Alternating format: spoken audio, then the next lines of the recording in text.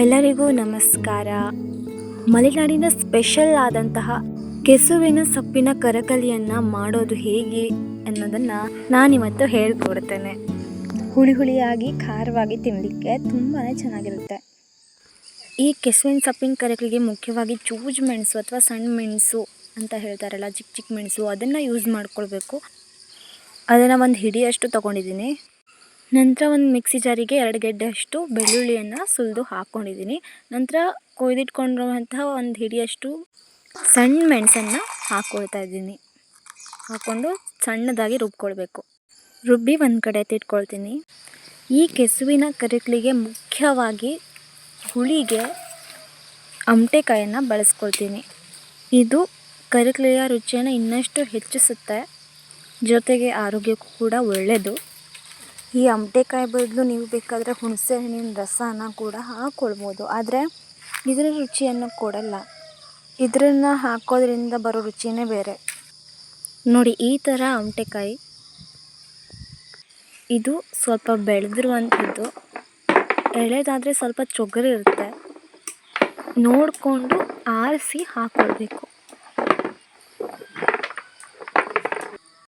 ನಿಮಗೆ ಎಷ್ಟು ಹುಳಿ ಬೇಕೋ ಅಷ್ಟು ಅಮಟೆಕಾಯಿನ ತೊಗೊಳ್ಳಿ. ನಾನು ಸ್ವಲ್ಪ ಜಾಸ್ತಿ ಹಾಕ್ಕೊಳ್ತೀನಿ, ಎಲ್ಲರಿಗೂ ಇಷ್ಟ ಆಗುತ್ತೆ ಹುಳಿ ಹುಳಿಯಾಗಿದ್ದರೆ. ಇದರ ಸೈಡಲ್ಲಿರುವಂಥ ಬೇಡದಿರುವಂತಹ ತೊಟ್ಟನ್ನು ಒಂದೊಂದಾಗಿ ತೆಕ್ಕೊಳ್ತಾ ಇದ್ದೀನಿ. ನೀಟಾಗಿ ತಕ್ಕೊಂಡ ಆದ ನಂತರ ಇದನ್ನು ಕರೆಕ್ಟಾಗಿ ನೀರು ಹಾಕಿ ತೊಳ್ಕೊಳ್ಬೇಕು. ಯಾವುದೇ ರೀತಿ ಮಣ್ಣು ಏನೂ ಇರಬಾರ್ದು ಅದರಲ್ಲಿ.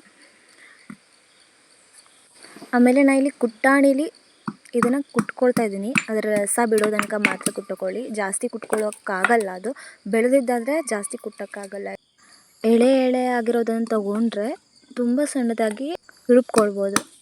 ಕೆಸುವಿನ ಕರಕಲಿಗೆ ಈ ಅಮಟೆಕಾಯಿ ಅನ್ನೋದಿರುತ್ತಲ್ಲ, ತುಂಬಾ ಟೇಸ್ಟ್ ಕೊಡುತ್ತೆ. ಮತ್ತು ಇದರ ಸ್ಮೆಲ್ಲು ಕುಟ್ತಾ ಇದ್ದಾಗಲೇ ಬರುತ್ತೆ, ತುಂಬಾ ಪರಿಮಳ ಆಗಿರುತ್ತೆ ಇದು.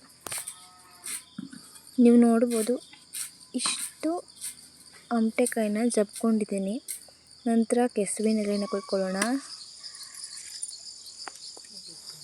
ಹುಳ ಇದೆಯಾ ಇಲ್ವಾ, ಎಲೆ ಚೆನ್ನಾಗಿದೆಯೋ ಇಲ್ವೋ ಅನ್ನೋದನ್ನು ನೋಡಿಕೊಂಡು ಕೊಯ್ಕೊಳ್ಳಿ. ನಂತರ ಇದನ್ನು ಕೊಚ್ಕೊಳ್ಬೇಕು. ಸಣ್ಣ ಸಣ್ಣದಾಗಿ ಹೆಚ್ಕೊಳ್ಳಿ, ಆದಷ್ಟು ಸಣ್ಣದಾಗಿ. ಇದು ಕೈ ತುರಿಸುತ್ತೆ, ನೋಡಿಕೊಂಡು ಹೆಚ್ಕೊಳ್ಬೇಕು. ಕೈಗೆ ಹುಳಿ ಏನಾದರೂ ತಾಗಿಸ್ಕೊಂಡ್ರೆ ಆ ಅಮಟೆಕಾಯಿ ರಸನೇ ಬೇಕಾದ್ರೆ ಹೆಚ್ಕೊಂಡ್ರೆ ಅಷ್ಟೊಂದಾಗಿ ತುರಿಸಲ್ಲ. ಕೊಚ್ಕೊಂಡಿದ್ದೆಲ್ಲ ಆದ ನಂತರ ಇದನ್ನು ನೀರು ಹಾಕಿ ಚೆನ್ನಾಗಿ ತೊಳ್ಕೊಳ್ಬೇಕು. ಏನಾದರೂ ಹುಳ ಗಿಳ ಇದ್ದಿದ್ದರೆ, ಕಣ್ಣಿಗೆ ಕಾಣದೆ ಉಳಿದಿದ್ರೆ ಅದೆಲ್ಲ ಹೋಗುತ್ತೆ. ಚೆನ್ನಾಗಿ ನೀರು ಬಸಿದು ಅದನ್ನು ಒಂದು ಪಾತ್ರೆಯಲ್ಲಿ ಹಾಕ್ಕೊಳ್ತಿದ್ದೀನಿ. ಯಾವ ಪಾತ್ರೆ ಮಾಡ್ತೀವೋ ಅದರಲ್ಲಿ ಹಾಕ್ಕೊಳ್ತಾ ಇದ್ದೀನಿ. ಕೈ ತುರಿಸ್ಬೋದು. ಹುಳಿ ಏನಾದರೂ ತಾಗಿಸ್ಕೊಂಡ್ರೆ ಕೈ ತುರಿಸೋ ಪ್ರಮಾಣ ಕಡಿಮೆ ಆಗುತ್ತೆ.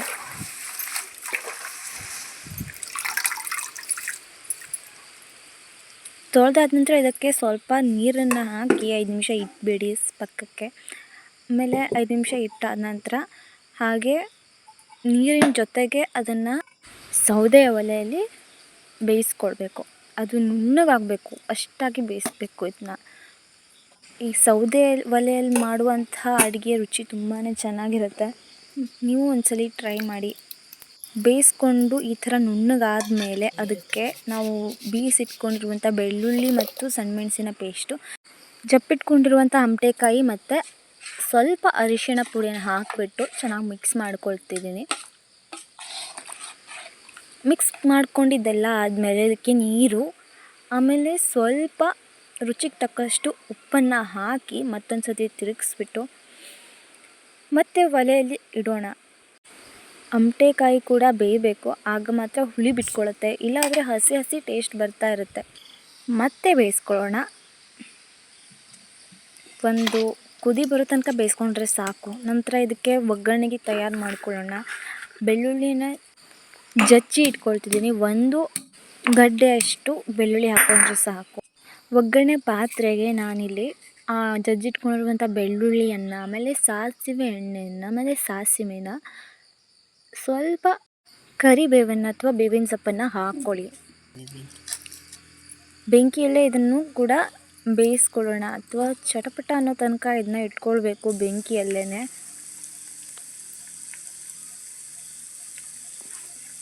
ಚೆನ್ನಾಗಿ ಚಟಪಟ ಅಂದ ನಂತರ ಇದನ್ನು ಬೇಯಿಸಿಟ್ಕೊಂಡಿರುವಂಥ ಕರಕಲಿಗೆ ಹಾಕಿ ತಿರುಗಿಸ್ಬಿಟ್ರೆ ಮುಗೀತು.